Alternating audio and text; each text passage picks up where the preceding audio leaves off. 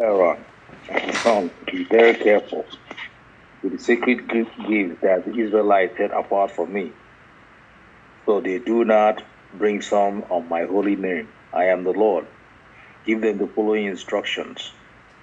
In all future generations, if any of your descendants is ceremonially unclean when he approaches the sacred offerings that the people of Israel consecrated to the Lord, he must be cut off from my presence. I am the Lord.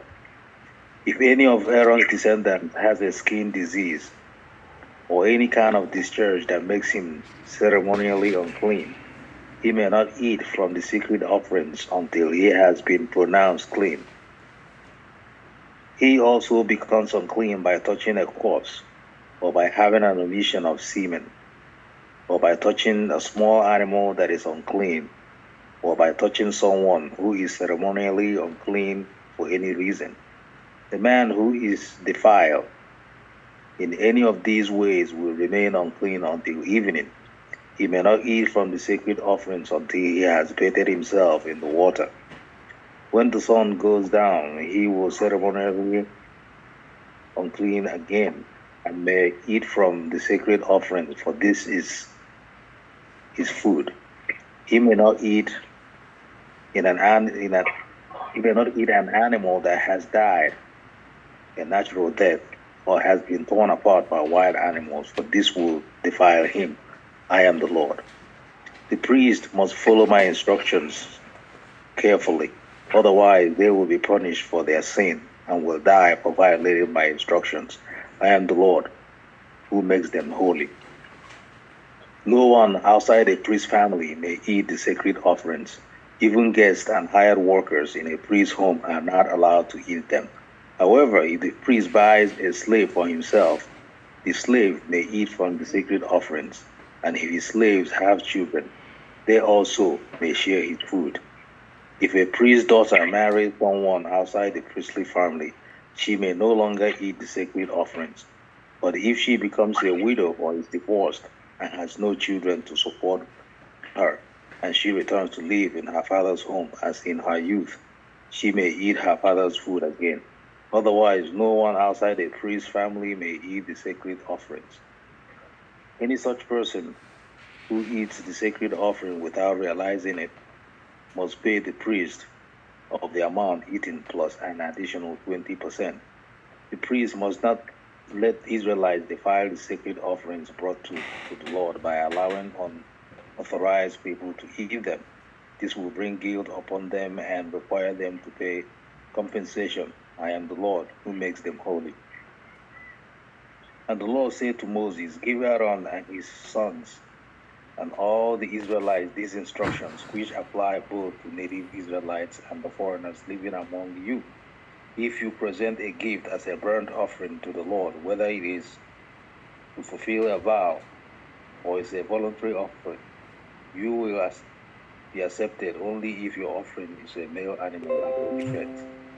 It may be a bull, a ram, or a male goat.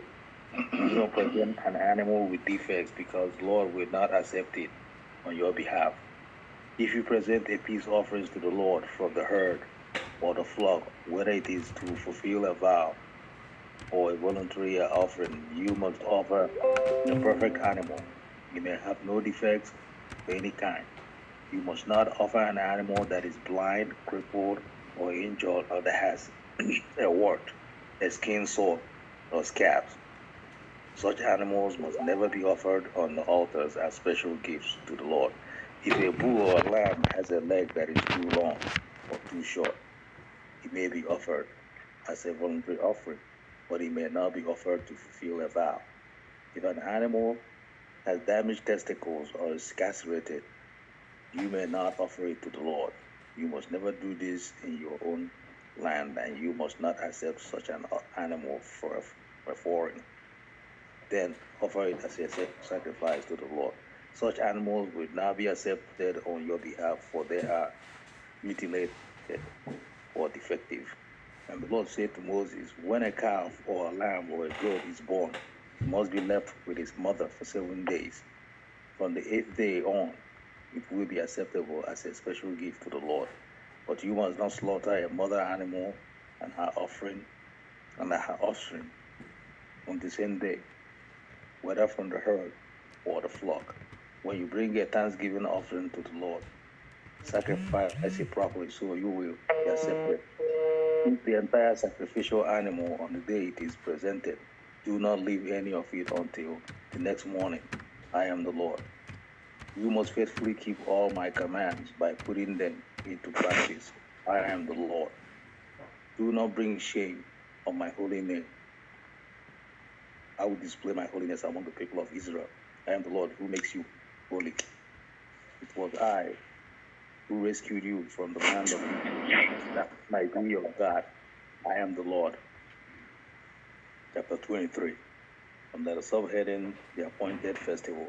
The Lord said to Moses, give the following instructions to the people of Israel. These are the Lord's appointed festival, which you are to proclaim as official days for holy assembly.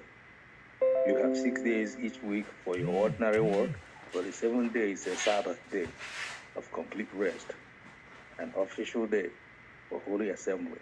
It is the Lord's Sabbath day and it must be observed wherever you live. In addition to the Sabbath, these are the Lord's appointed festivals, the official days for holy assembly that are to be celebrated at their proper times each year. Passover and the festival of unleavened bread. The Lord's Passover begins at sundown on the 14th day of the first month. The next day, the 15th day of the month, you must begin celebrating the festival of unleavened bread. This festival to the Lord continues for 7 days, and during that time, the bread you eat must be made without yeast. On the first day of the festival, all the people must stop their ordinary work and observe an official day for the holy assembly. For 7 days, you must present special gifts to the Lord. On the 7th day, the people must again stop all their ordinary work to observe an official day for the holy assembly. Celebration of first harvest. There the Lord said to Moses, give the following instructions to the people of Israel. When you enter the land I am giving you, and you harvest its first crops, bring the priest a bundle of grain for the first cutting of your grain harvest. On the day after the Sabbath, the priest will lift it up before the Lord so it may be accepted on your behalf. On that day, you must sacrifice a 1-year-old male lamb with no defects as a burnt offering to the Lord. With it, you must present a grain offering consecrated of 4 quarts of choice flour moistened with olive oil. It will be a special gift, a pleasing aroma to the Lord. You must also offer 1 quart of wine as a liquid offering. Not eat any of the grain or fresh kernels on the day until you bring this offering to your God. This is a permanent law for you, and it must be observed from generation to generation wherever you live. The festival of harvest. From the day after the Sabbath, the day you bring the bundle of grain to be lifted up as a special offering, count off 7 full weeks. Keep counting until the day after the 7th Sabbath, 50 days later. Then present an offering of new grain to the Lord. From wherever you live, bring 2 loaves of bread to be lifted up before the Lord as a special offering. Make these loaves from the 4 quarts of choice flour and bake them with yeast. They will be an offering to the Lord from the first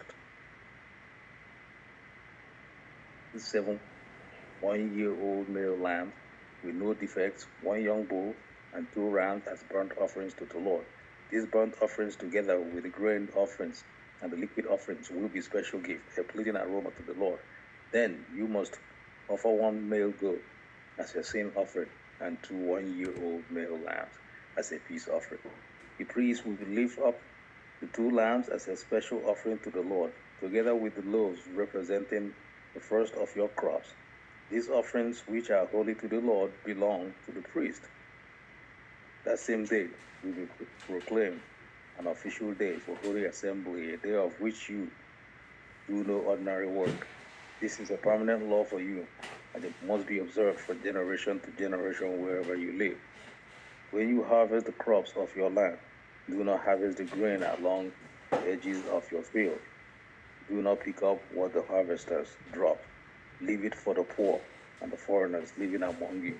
I am the Lord, your God. Festival of Trumpets. The Lord said to Moses, give the following instructions to the people of Israel. On the first day of the appointed month in early autumn, you are to observe a day of complete rest. It must be an official day for holy assembly, a day commemorated with loud blast of a trumpet. You must do no ordinary work on that day. Instead, you are to present special gifts to the Lord, the Day of Atonement. Then the Lord said to Moses, be careful to celebrate the Day of Atonement on the 10th day of that same month, 9 days after the Festival of Trumpets. You must observe it as an official day for holy assembly, a day to deny yourself and present special gifts to the Lord. Do not work during that entire day, because it is the Day of Atonement, when offerings of purifications are made for you, making you right with the Lord your God. All who do not deny themselves that day will be cut off from God's people. And I will destroy anyone among you who does any work on that day. You must not work any work at all.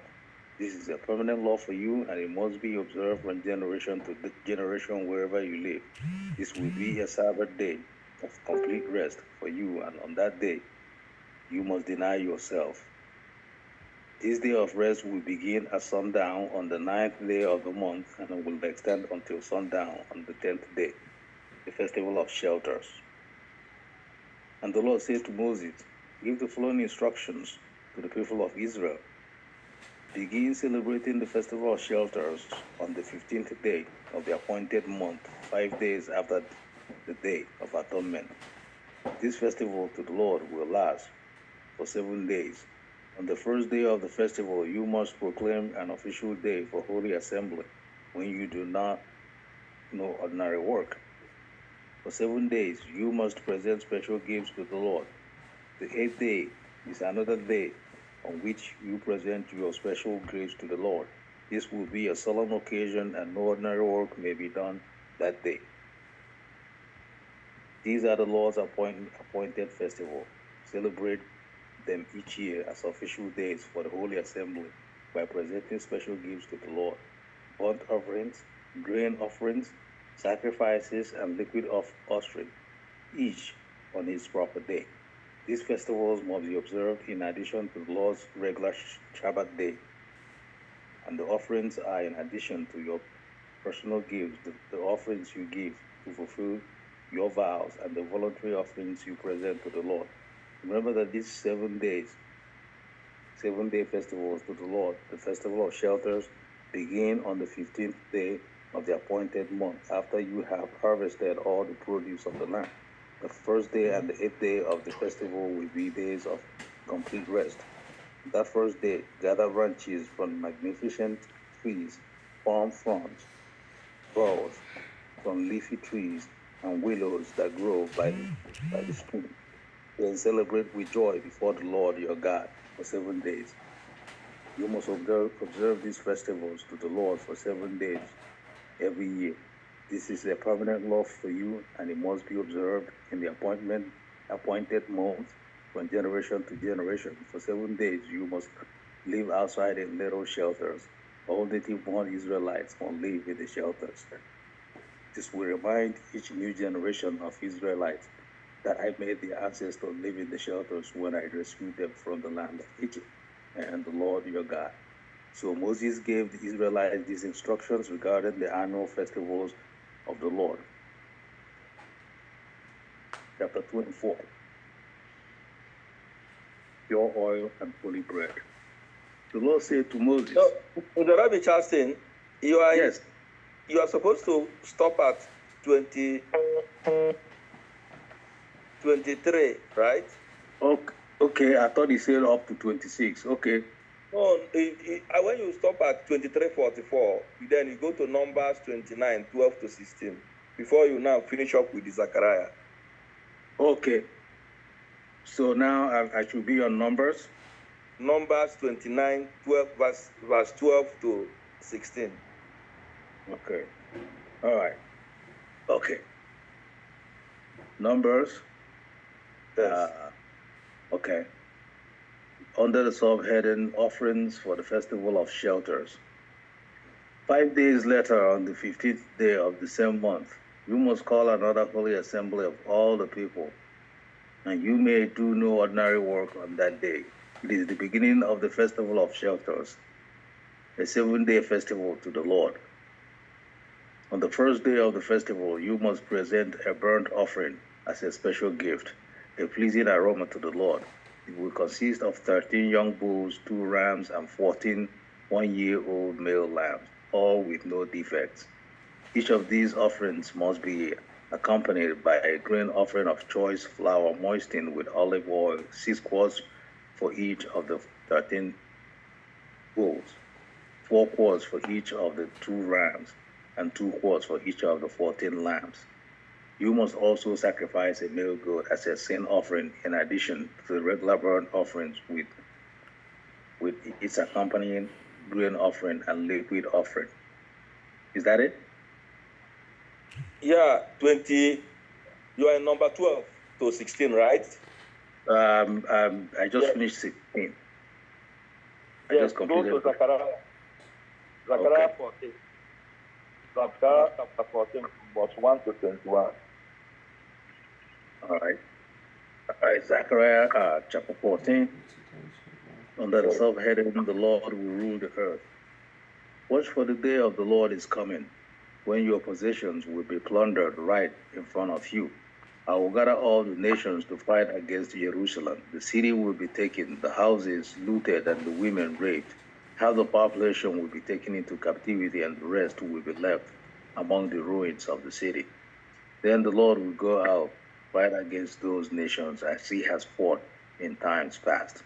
On that day his feet will stand on the Mount of Olives east of Jerusalem, and the Mount of Olives will spill apart, making a wide valley running from east to the west. Half the mountain will move toward the north, and half toward the south. You will flee through this valley, for you will reach across to Azal. Yes, you will flee as you did from the earthquake in the days of King Uzziah of Judah. Then the Lord my God will come, and all his holy ones with him. On that day, the sources of light will no longer shine, yet there will be continuous day. And the Lord knows, only the Lord knows how this could happen. There will be no normal day at night, for at evening time it will still be light. On that day, life-giving waters will flow out from the Jerusalem, half towards the Dead Sea and half toward the Mediterranean, flowing continuously in both summer and winter. And the Lord will be king over all the earth. On that day, there will be one Lord. His name alone is worshipped. All the land from Geba, north of Judah, to Rimmon, south of Jerusalem, will become one vast plain, but Jerusalem will be raised up in its original place and will be inhabited all the way from Benjamin Gate over to the side of Old Gate, then to the corner gate, and from the tower of Hananel to the king's wine presses. And Jerusalem will be filled, safe at last, never again to be cursed and destroyed. And the Lord will send a plague on all the nations that fought against Jerusalem. Their people will become like walking corpse, their flesh rotting away. Their eyes will rot in their sockets, and their tongues will rot in their mouth.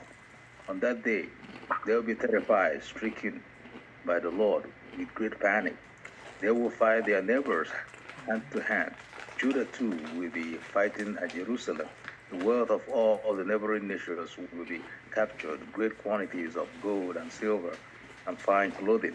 This same plague will strike the horses, mules, camels, donkeys, and all the other animals in the enemy camp. In the end, the enemies of Jerusalem who survive the plague will go up to Jerusalem each year to worship the King, the Lord of Heaven's armies, and to celebrate the Festival of Shelters. Any nation in the world that refuses to come to Jerusalem to worship the King, the Lord of heaven's armies, will have no rain. If the people of Egypt refuse to attend the festival, the Lord will punish them with the same plague that he sends on the other nations who refuse to go. Egypt and other nations will all be punished if they don't go to celebrate the festival of shelters. On that day, even the harness bells of the horses will be inscribed with these words, Holy to the Lord. And the cooking pots in the temple of the Lord will be as sacred as the basins used beside the altar. In fact, every cooking pot in Jerusalem and Judah will be holy to the Lord of heaven's armies. All who come to worship will be free to use any of these pots to pour in their sacrifices. And on that day, there will no longer be traders in the temple of the Lord of heaven's armies. And thus completes the reading. Thank you. Shabbat Shalom.